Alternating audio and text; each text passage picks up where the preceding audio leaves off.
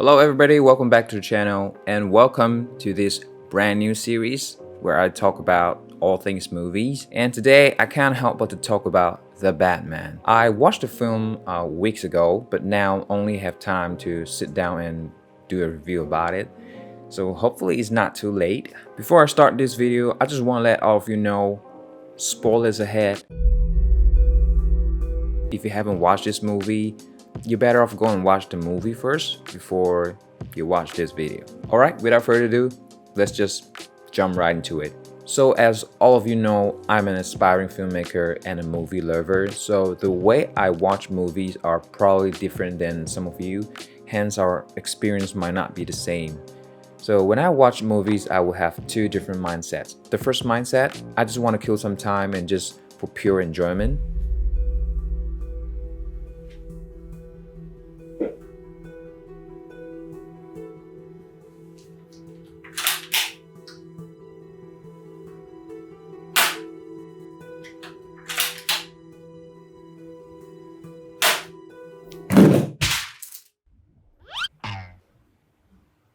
When I watch the movie just for pure enjoyment, I won't do any research at all. I won't try to understand who's the director or who is even the actor or actress. I only want the pure experience. The second mindset, I watch the movie because I want to get something out of it, or I want to study the film and understand what the filmmaker was trying to do there. So with this kind of mindset, I always do a lot of homework before I go to watch the movie, because I believe for some movies you need a certain amount of understanding before watching in order to enjoy the movie. So I will check out who's the director, screenwriters, actors, the synopsis, the setting, some of the interviews with the actors, some behind the scenes, and try to get as much info as possible before I go to watch the movie. So for The Batman, I definitely go in to the cinema with second mindset. Hence, I am fully prepared and I know what I got myself into. So, what did I know about The Batman before I went into the cinema? I know he's directed by Matt Reeves, the director of Cloverfield, The Planet of the Apes. The cinematographer, it's Greg Fraser, who did Dune and Rogue One, a Star Wars story. By the way, Dune is such a masterpiece and he won an Oscar for the cinematography. That dude is so good, man. I really admire his works. And the very talented Twilight boy, Robert Pattinson, I'm just kidding. I love him a lot. He's more than just a Twilight boy, He's an amazing actor for real. Period. And I heard it is a much dirtier version of Batman. He's just in his second year. He got some really angry face and looked like a damaged little young man who's trying to get vengeance out of the city. And I know Matt Reeves trying to dive deeper into the detective element of Batman, which is what DC Comics stand for, Detective Comics. So, which is great and fresh. So, alright, with that out of the way, let's talk about my thoughts and what I love about The Batman. The shorter version, this movie is amazing, I never imagined how the pitch meeting went, and whoever greenlit this is absolutely bold and brilliant at the same time. Very good move. Very good move. I love how this Batman is scary, raw, real, strong, but vulnerable, and sometimes clueless. He looked like an actual freak. No playboy Bruce Wayne element in this version. And I love the detective aspect of it. I love the chemistry between him and Alfred and also Gordon. Loving the tech noir and grungy look of the city as well. Okay, now, what I love about the Batman, the longer version. First, the raw, vulnerable, and clueless detective Batman.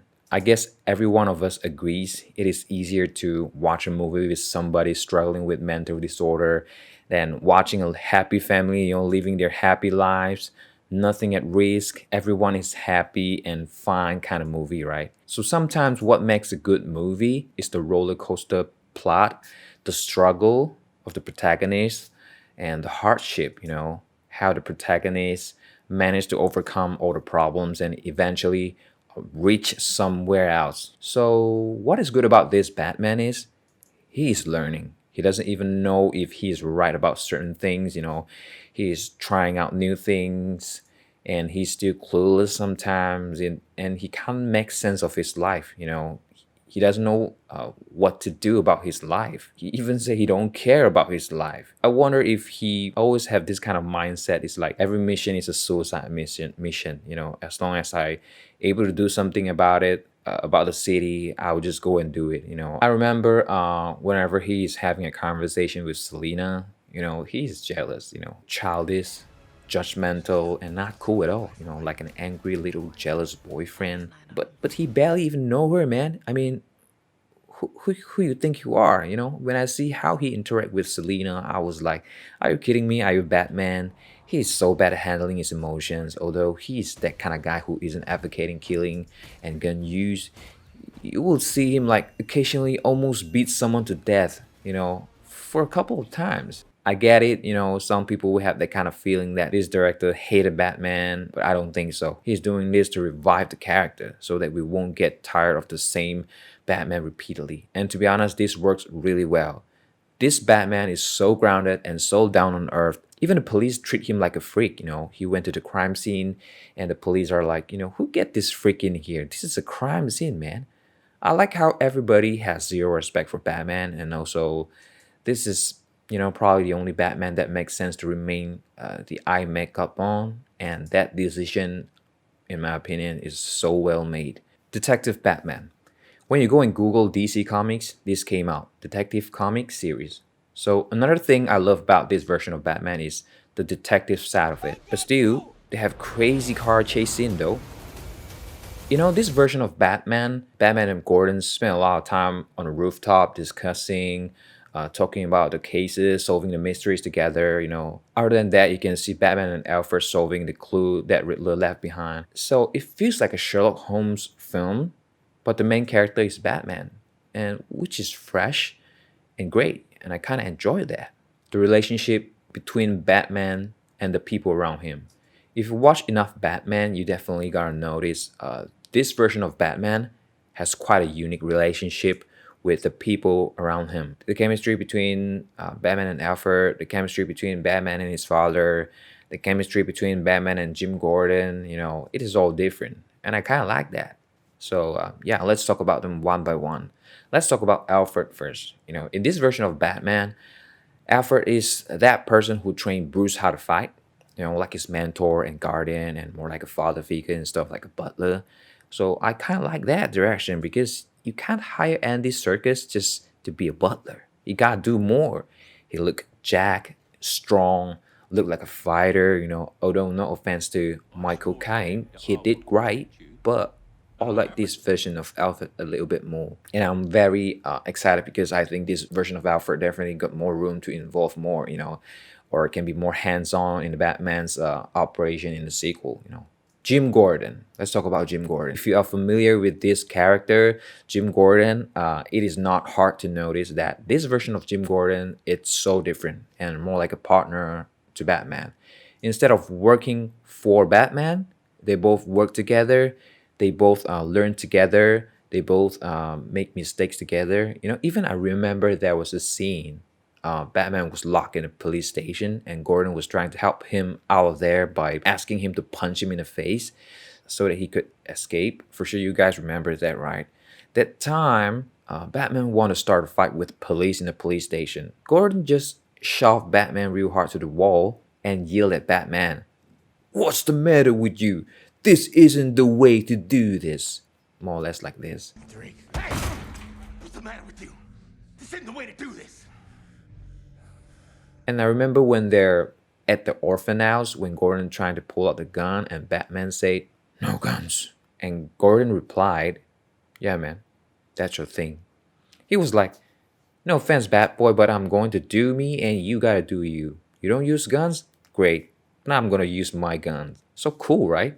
Can you imagine Gary Oldman talking to Christian Bale like that? No, definitely not. So this is refreshing, and new to me. Besides that, this version of Thomas Wayne ain't perfect, man. I guess you saw it right. He has his problem. He tries to deal with the problematic reporter by asking help from Carmine Falcone, which is a mobster and ended up getting the reporter killed. He isn't just a perfect philanthropist who do charity or or a Gotham City White Knight, he has some problems and he made mistakes too. The film noir, tech noir, futuristic, grungy kind of design as a whole. I grew up watching Michael Keaton's Batman, but still, I think the Dark Knight trilogy is better, at least more realistic, and Nolan versions of Batman felt like Batman can exist in this real world. And this version, although it is not realistic at all, but I love the vibe of it. It is like a film noir black and white Batman set in a Blade Runner 2049's world, which is very cool. I love all the city lights and the neon kind of style. And I love the bat suit as well. It looks practical and feels as if Batman used spare parts to create it on his own. And I like that the Batcave was based on a private underground railways in New York City. It makes it more realistic and fits into his character rather than using a Batcave like design. He just uses whatever he has and focusing on the work he's trying to do rather than designing fancy cave, fancy gears, or fancy car. And speaking about the car, I love the Batmobile a lot. This is a more grounded, handmade design Batmobile. I read in the article that Matt Reeves said he want the Batmobile to feel like a wild beast and to move away from the tank-like design popularized by Nolan's Dark Knight films, which is a good choice. It fits into the Batman's overall vibes and feeling a lot more. The cinematography. Dude, this is just completely out of the world, and I can basically make a standalone video about this. I think you guys can go YouTube and check out others' video about this topic, because in my opinion, it is just so well done and so beautifully shot. But I'm not going into this dark hole because I will keep talking nonstop and this video will end up a few hours long. So I'm just gonna keep this video clean and simple. I mean, I'm gonna dive deep into my thoughts, but keep the technical side of filmmaking simple and easy to digest. Okay, now this is the hard part, man. Let's talk about what I don't like about this movie. Take all of this with a grain of salt, okay, because it is just my personal feeling. In my opinion, the runtime is too long. I think this can easily be a 2 hours 30 minutes or 20 minutes movie instead of 3 hours. Some shots aren't really necessary because I caught myself looking at the watch, which is a bad sign, like good movies do give no breathing time, man. It makes you cry for more, or you want to check the watch just because you don't want the movie to end. So yeah, nothing much to say. It is just too long and it is not that complex, to be honest. To be honest, you don't need this amount of runtime to build them. For example, in Dune, a movie by Denis Villeneuve, Dune's world is so complex that you need as much runtime as possible so that you can slowly build it up so that people can catch up. But the Batman is not that complex, man. For example, towards the end of the movie, I remember Bruce and Selena were on the bike. They were both riding the bike and parting ways. They both parted at a certain junction, and the scene took forever, man. They got some top-down shot, some tracking shots, some shots from behind, some close-up shots. I'm like, what are you trying to say, man? The cinematography is so good, but the editing, I don't know, man. I'm like, I just don't get it. I speculated that they're trying to recreate the Fast and Furious parting scene vibe, so that make it a lot more touching, where Dom and Brian were parting ways. I don't know, man. That scene just took way too long, and yeah, I didn't enjoy that. A perfect villain, but not Riddler. The villain is scary, very scary. It gets me every time, man, whenever he appears. But I don't know, is it just me, or does Riddler looks like a serial killer more? It doesn't have that playful kind of character of Riddler. Don't get me wrong, the performance by Paul Dano is so good that you can't help but ask for more. But I have mixed feeling about it, to be honest. I genuinely hope he can be more than just a serial killer. I am definitely not a fan of the Zodiac Killer reference. When I first hear they will have Riddler as the main villain, I thought about Jim Carrey's Riddler, and I was like, whoa, how did Matt Reeves fit Riddler into the world that he want to build?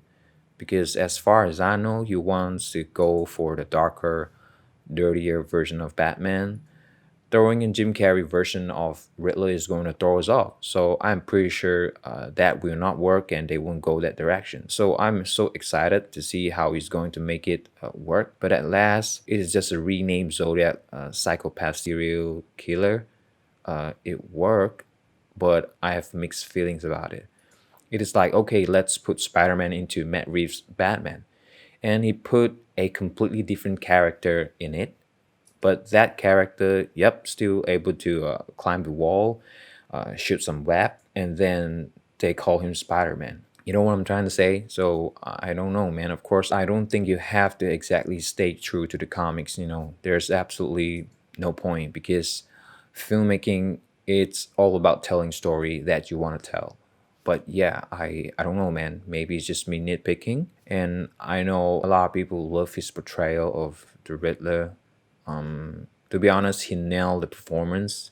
And yeah, but this is a very unpopular opinion. But for now, yeah, that's how I feel it. And I don't like the ending scene where they both, the Riddler and Joker, were laughing out loud.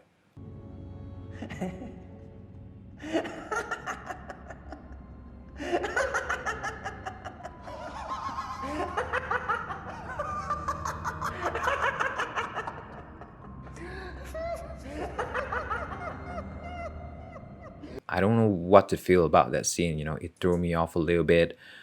It felt cheesy, forced, and I felt disconnected from the whole movie. Maybe that will work in a post-credit scene or like another standalone teaser for the upcoming Batman sequel. I don't know. It's like some CEO, random CEO say we gotta put it in there, so that to hype it up. But one thing I give them that extra Joker scene posted by Barry, it's so cool, man. I just wish they find a way to include it in the film, but yeah, it is what it is. So the conclusion: a detective film happens to be named The Batman. This is revolutionary, and I'm thrilled this movie is exists, man. Last year, Martin Scorsese said in an interview with Empire that he doesn't consider Marvel films to be cinema. Saying that films produced within the franchise are more like a theme parks. He goes on and said it isn't the cinema of human beings trying to convey emotional, psychological experience to another human being. He too once said that long form TV shows aren't cinema, which is true. It is not. The experience is totally different compared to watching a 3 hours or 2 hours movie. Even me, I grew up watching Hong Kong films and Hong Kong series, TV series. Both of the experience are totally different. So I'm good, man. So when he said TV shows aren't cinema, I'm good. But he said Marvel isn't cinema, or maybe he was trying to say comic book films, some franchise films, or whatever. I don't know. All of these aren't cinema.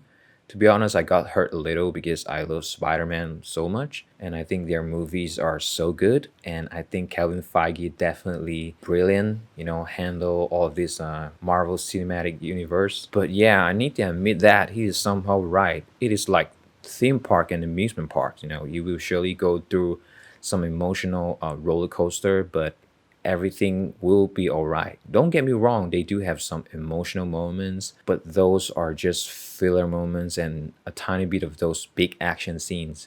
So I get it. Sure, some moment in TV shows feel like cinema as well, but those are just tiny filler moments. But now you can't say comic book film or the Batman aren't cinema anymore because for me, this is darker, weaker, a more vulnerable detective style of Batman. People dislike him, he's learning, and basically, this is the whole theme of the film. And this is absolutely cinema for me. The Batman is not perfect. Even Riddler beat him in a tons of ways, and he can't do anything at all. People are dying. He's just picking up clues and play along. He even said, like it or not, it is his game now. And at last, Riddler just gave himself in. This is how they caught him at last. Because the Riddler want to let the whole world recognize him. He want to hide no more. But when he's in Arkham, he still managed to blow up the city and float the city because Batman was too late to unfold Riddler's plan. Although the way he unfolded the plan was questionable, a questionable choice how he unfolded the plan. The security guard just happened to be there and give him a clue. Like, come on, the ending part was definitely lazy writing.